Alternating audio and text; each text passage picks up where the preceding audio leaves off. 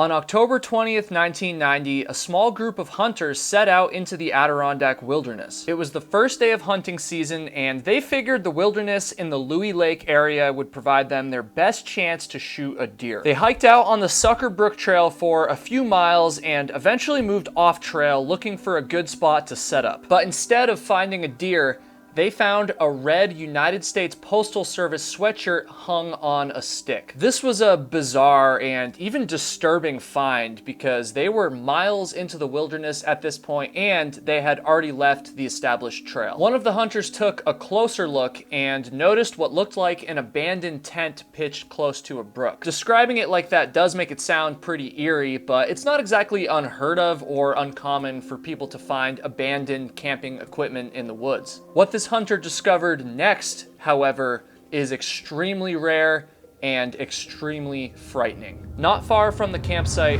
the hunter discovered a badly decomposed body lying face down in the brook. With this discovery in mind, the hunters quickly realized that what they had stumbled upon was not just an abandoned campsite, but rather a site where a man lived and ultimately died through a total nightmare scenario. The hunters had just accidentally solved the disappearance of a thru hiker who had seemingly vanished on the Northville Placid Trail 5 months earlier. This is the relatively unknown story of David Boomhauer. I myself hiked the Northville Placid Trail a few years ago, and one thing I wish that I had done while I was out there was bring AG1. That's right, AG1 is the sponsor of this video. I've been adding it to my morning routine for about the past week and a half now, and I'm really loving it so far. AG1 is made up of 75 vitamins, minerals, and whole food sourced ingredients that support your immune system and help you feel sustained energy throughout the day. It's super convenient to use. Literally all you have to do is empty one travel pack or 1 scoop into 8 ounces of water, give it a stir or a shake. Personally, I'm kind of a shake guy, if you know what I mean, and then enjoy it. And I really do mean enjoy it, by the way. It tastes amazing. It has like this slight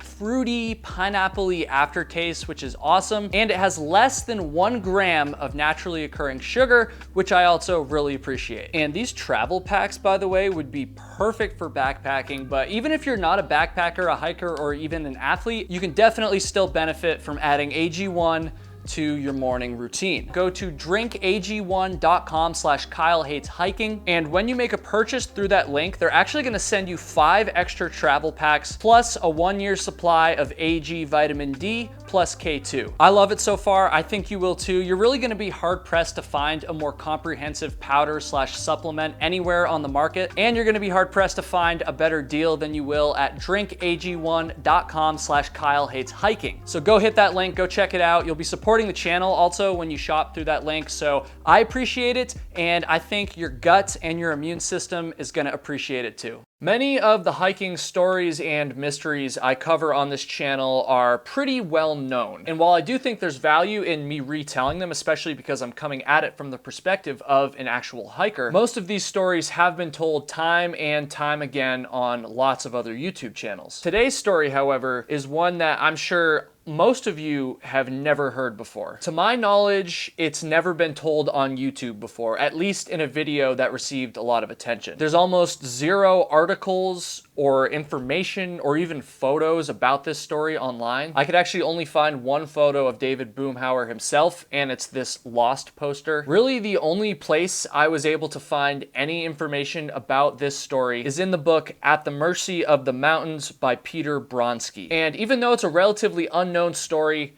it's an important one, and it's a sobering reminder of what can go wrong when you're unprepared in the mountains. In early June of 1990, David Boomhauer needed a change in his life. The 38-year-old United States Postal Service worker had recently gone through a messy divorce with his wife of 7 years. She had recently remarried, and her new husband was who else but Boomhauer's best friend. The 3 of them had even been living under the same roof for like 6 months, but Boomhauer was eventually asked to leave, and he set out for the mountains shortly thereafter. Despite these really difficult, to say the least, circumstances that he was living through, Boomhauer was allegedly in pretty good spirits at the time. He had spent months training for a thru hike of the Northville Placid Trail, running up to 60 miles per week lifting weights, and getting his diet in order. He must have felt fully prepared because on June 5th, 1990, David Boomhauer traveled to the Adirondacks and took his first steps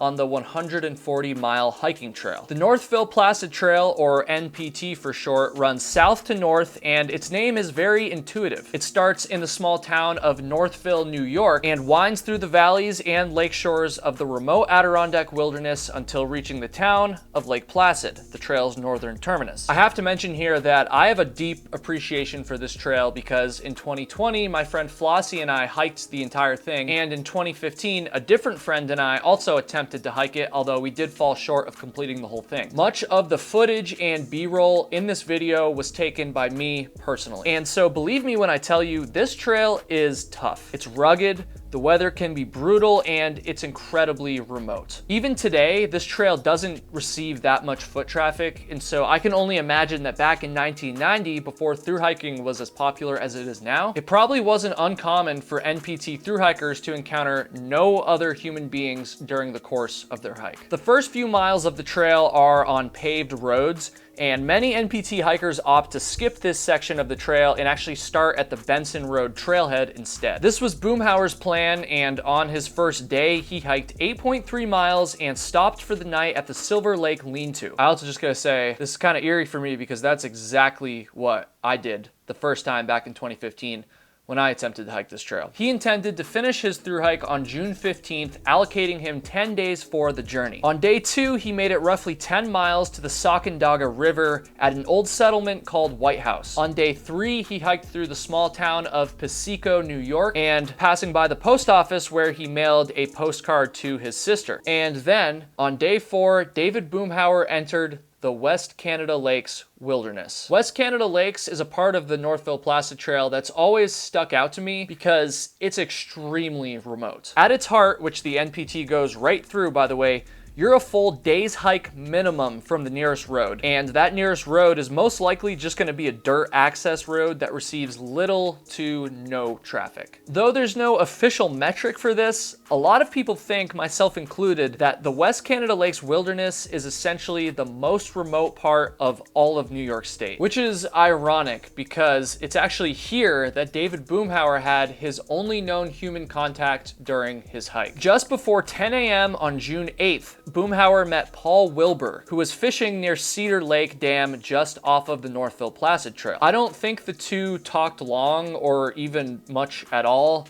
but Wilbur did notice that Boomhauer's pack looked awkward. There was like tent poles protruding out at odd angles. We now know that Boomhauer was struggling physically on the day that he met Wilbur, but he made no mention of this to the man. He didn't ask for help. He said nothing about it whatsoever. Paul Wilbur would end up being the last person to ever see Boomhauer alive. And after this, Boomhauer would seemingly vanish into the Adirondack wilderness. He had told his family that his hike would be finished on June 15th, and so when they didn't hear from him by June 17th, his family started to get extremely worried. The authorities were contacted and they immediately began searching. And the first thing that they searched were the trail registers spaced out along the NPT. The trails in New York, as well as a lot of other places for that matter, have a robust system of logbooks stationed out at various trailheads, road crossings, and campsites. Hikers are asked to sign and date each one, providing basic information on which direction they are traveling and when they were there. Fortunately for the searchers, David Boomhauer had been very consistent in signing these logbooks, and so investigators were able to follow his trail of signatures all the way up to West Lake, which was where he left his last entry. Shortly after leaving this entry is when he encountered Paul Wilbur,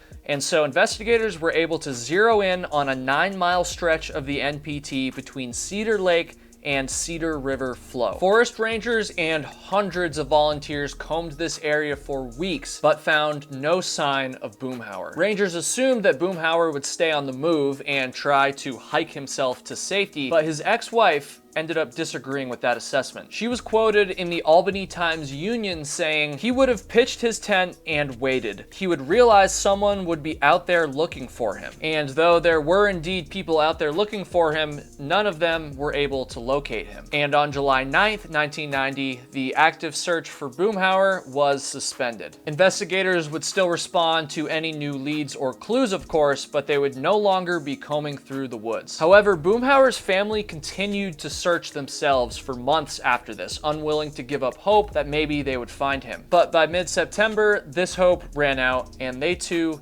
gave up the search. At this point, I really can't imagine there was much optimism about finding Boomhauer alive. On October 20th, 1990, hunting season started in the Adirondacks. A group of hunters headed into the wilderness starting from Louis Lake and hiked west on the Sucker Brook Trail, which runs about 7 to 8 miles from Louis Lake until it intersects with the Northville Placid Trail. The hunters weren't planning on hiking all the way to the NPT, however. They only followed the Sucker Brook Trail for a few miles before turning off the trail, bushwhacking up Mountain. Shortly after departing from the established Sucker Brook Trail, one of the hunters noticed a red United States Postal Service sweatshirt hanging on a stick. He then noticed what looked like an abandoned tent pitched right near the brook. I don't think he thought too much of it at this point, but he did continue up the brook just a short distance, at which point he discovered the decomposed body of David Boomhauer lying face down in Sucker Brook. These hunters had accidentally solved a mystery that had frustrated the Adirondack hiking and search and rescue communities for more than 5 months. Now, you'll recall, Boomhauer wasn't hiking the Sucker Brook Trail. He was hiking the Northville Placid Trail.